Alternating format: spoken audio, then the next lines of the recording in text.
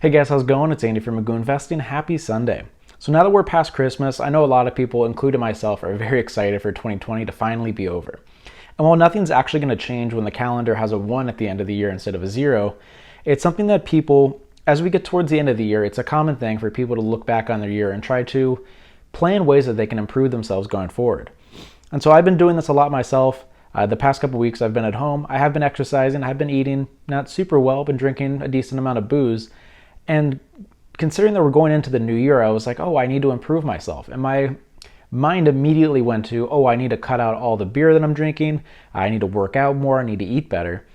And all these things are going to, in my mind, make me become a better person going into 2021. But cutting out things I enjoyed, like drinking beer, it's just absolutely ridiculous. And so in today's video, I want to talk about why the mindset that you commonly see with budgeting and dieting is so counterintuitive when it comes to setting goals for the new year. And I'm going to talk about my 3-step plan for how I actually budget and make it something that I actually enjoy instead of it's something that I dread and it makes my life less enjoyable, because this is something that I've tried doing all levels of budgeting. I've tried to be the most extreme budgeter possible. I've been maybe the most frugal person I've ever seen. And while I save money, I hated what I was doing. And I think this is something that I've matured in the past couple years, is I've learned that it's really important to actually enjoy what you're doing, because there's no point in wasting your life if you're just going to be, saving money for your retirement or something, but you're not enjoying your day-to-day life. So in today's video, I'm going to talk about how I frame budgeting in a positive way so it's more likely to actually stick and less likely to fail just a couple weeks into 2021. And so as I mentioned, with the new year, the most common resolutions that I've seen have to do with money or health, because there's something that they're pretty easy to quantify. It's stuff like, oh, I want to be happier. It's harder to actually judge how well you're doing on that. When it comes to money, there's a dollar amount attached to pretty much everything. And with health, the most common way has to do with, I want to lift this much or I want to weigh this much. And so those are easy ways to quantify how well you're doing when it comes to a goal. And the way that people often go about trying to set up these goals going into the new year is trying to be the most extreme version of themselves the second January starts. This could mean going to the gym 6 days a week when you only went 1 time a week last year, or quitting beer even though it's something that you enjoy, just because you think that, oh, beer is a negative thing, and if I cut this out of my life, I'm going to be a healthier person going forward. And I've done every part of this that I've mentioned, and the common result from both of these is the fact that the habit didn't stick, and I ended up hating my life while I was trying to improve myself for the long term. And so this is a common thing that I see with financial education YouTubers. The most common thing that people identify has to do with, the $5 coffees that people buy on their way to work.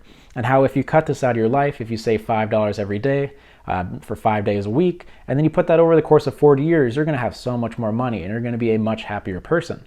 But for someone like myself that absolutely loves coffee, and I drink it multiple cups a day,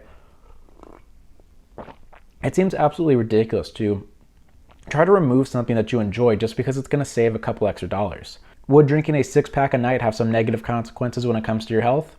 Absolutely. Would going out to dinner every night a week have some problems when it comes to budgeting? Yes. Those are the extremes, but having a beer a night after a long day of work, or going out to dinner once a week with your friends, there's nothing inherently wrong with that. And so I think it's important to meet in the middle between what your goals are and actually still enjoying your life. And the enjoying your life part is something that I've had to learn recently. Back in high school, I made a bet with one of my friends. He said that I bet you can't wear shorts every day for the entirety of sophomore year. I did that, and then I became known as the shorts guy. Yes, I know I'm one of those guys. I'm so sorry. Now that I look at it, it's pretty embarrassing. But the reason I bring this up is that I would always say, oh, it's not that cold out, trying to make excuses for saying oh, I really enjoy this. This is something that I want to do. And then I moved up to Oregon, 9 hours north. It gets colder. It rains a lot more. And I just kept wearing shorts for absolutely no reason. And here I have this video of me and my friends going to the airport at 5 a.m. It's in the mid-30s. We're all wearing shorts. But the difference is they were going to Hawaii for winter break a couple years ago. I was wearing shorts just because I was being an asshole and being stupid for no reason. I wore shorts just because it was something that I had done for so long, and in my mind it had become a part of me, and it was you could call it a habit that stuck, but the difference is I was cold all the time. I just would say that I wasn't cold. So I was doing this thing that in my mind is going to be making myself look more determined. I have my goals in place, but in reality I was just hating my life and I was cold for absolutely no reason. So now, as you notice here, I'm wearing pants, and that's something that I do commonly now. And I see this a lot when it comes to the extreme levels of dieting and budgeting, where you want to come up with this streak of whether it be, oh, I go to the gym 7 days a week, or, oh, I haven't had any beer in this amount of time. In the short term, it's definitely going to be a positive because you're making healthier choices, but in the long term, you're just going to hate what you're doing. Going to the gym 7 days a week isn't healthy. It's not sustainable. Cutting out all the things you enjoy, whether it be food, alcohol, going out with your friends, it's going to be good for your money and your bank account, but it's not going to be something that you're going to enjoy. So now that I've talked about how I often see budgeting and dieting pretty much compared to the most extreme versions of how to successfully set these goals, I want to talk about the 3-step process that I use to make my goals when it comes to budgeting, because I feel like if you don't go through these steps, the most likely scenario is either you're going to go to the extreme of when it comes to saving money, then you're going to be cutting out a lot of things that you actually enjoy, or you're just not going to have it stick and you're not going to be successful. So the first thing that I do is I ask, why am I doing this / what is the goal? This can be applied to investing as well, but I just think it's critical to have a reason why you're investing or saving more than just, oh, it's better to have more money. This could be asking yourself, why am I doing this? It could be, oh, so I can save up to have an emergency fund in case something bad happens. For someone like myself, the reason I'm saving money is so that I can replace my 1995 Camry with something that does better with outdoorsy and off-road stuff, because I am a biologist. So going off the beaten path is going to be something that I'm going to do a lot in the future. And that's a positive thing for me to have a more reliable car.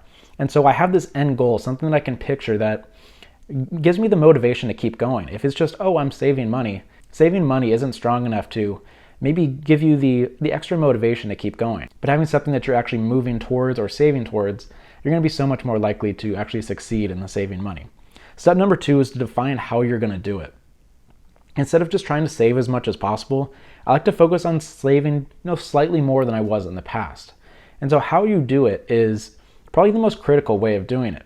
Because if I'm trying to save up to buy a car, it's going to take much more than a month for me to do it. But is it going to be taking 5 years? Is it going to be taking 6 months? It all depends on how comfortable you are with your financial situation.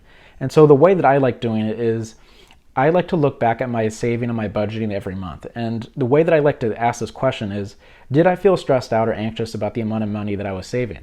And so does this mean that, am I stressed that I'm not going to be able to reach my goals, or am I stressed because I'm saving too much money and I don't have enough, to pay the bills, enjoy myself, something like that? And if the answer is yes, then I need to go back and change what I'm doing. But if I don't feel stressed out or anxious by how much I'm saving, I can maybe bump it up the next month. And so how you're going to do it is the kind of the roadmap of how you're going to get to your actual goals. And I think it's important to know that just because you set a certain goal for 1 month doesn't mean that that has to stick forever. And so that's why I like to do it 1 month at a time, because if 2020 has taught us anything, is that things can change super quickly. And so being able to go back every month and determine, am I saving enough? Am I saving too much? I think is a way to make you so much more likely to reach your goal if you actually set out a roadmap of how you're going to get there, instead of just trying to go, full speed ahead and save as much money as possible. And number 3, and the final step, is going to be how long or how much am I saving? And so when you use this in conjunction with the second part, it gives you your full roadmap of how you're actually going to go about saving the money. And it gives you an end goal that you're actually trying to reach. That's why it's so difficult as a young person, if you're just saving for retirement. I'm not going to retire for 40 plus years, and saving for retirement doesn't have a set in stone, number that you're trying to reach. And so that's why I think saving for retirement is such a difficult way of framing how you're going to be budgeting and saving, because some people can retire with $500,000. Some people want more than $1 million. But if you're going to be setting up a saving or a budgeting goal, I think it's so important to know how much you're saving and how long it's going to take, because you don't want this to be something that you're doing forever. You want to have some finish line that you can cross to make yourself feel really good about it. That's kind of the reason why Dave Ramsey's debt snowball strategy is such a positive psychological strategy, because instead of just trying to pay off the ones with the highest interest rate, you pay off the ones that are the smallest first, because there's a certain level of success that you feel if you're actually able to pay off some of these debts. And so having the set in stone finish line makes you so much more likely to reach that goal, because if I'm saving money for my car and I'm 80% of the way there, I can feel it. I'm just that close. But if I'm just saving for retirement, you don't have that extra motivation, because oh, it's such a long time in the future. I don't know how much money exactly I need, and there's not that much motivation. So when you put all 3 of these together, I think this is the best way to set up your budgeting going into the next year, and it's going to make you more likely to actually keep it going instead of having it fail after just a couple weeks or maybe a month into 2021. And so I've tried doing a variety of different budgeting strategies, and this has been the one that works the best for me. So the 3 steps are, why am I investing / what is the goal? Without an end goal, it's so much harder to get going, and having this thing you can look at as being the goal is such a motivation booster, and I absolutely love that.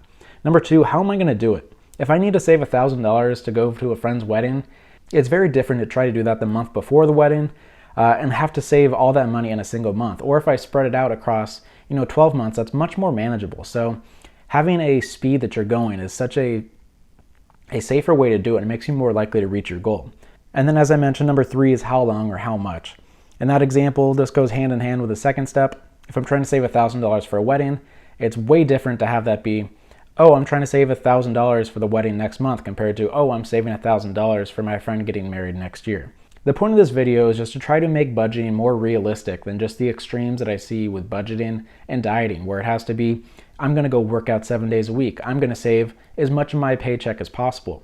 But I think it's important to take a step back and set up these various steps to try to ensure that you're going to be more likely to actually reach your budgeting goals, because commonly I see people start saving up for something, maybe they get distracted, and if you don't have this thing that you're saving for or a reason why you're doing it, how you're going to be doing it, and how long it's going to take, you're so much less likely to actually reach the end goal of saving for your desired result, whether that be a down payment for a house, buying a car, buying a gift for someone, or just trying to enjoy yourself.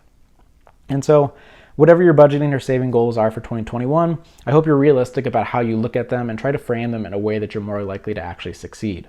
And I'd love to know what you guys are trying to save for in the comment section down below. As I mentioned, I'm trying to replace my 1995 Camry with something that does better outdoors. So that's why I'm saving, and that's why I've created this roadmap to try to get myself there in a realistic way, instead of just trying to save as much money as possible and maybe burning myself out or not enjoying myself in the next couple months. So thanks for watching. I appreciate all the support, and I will see you in the next video.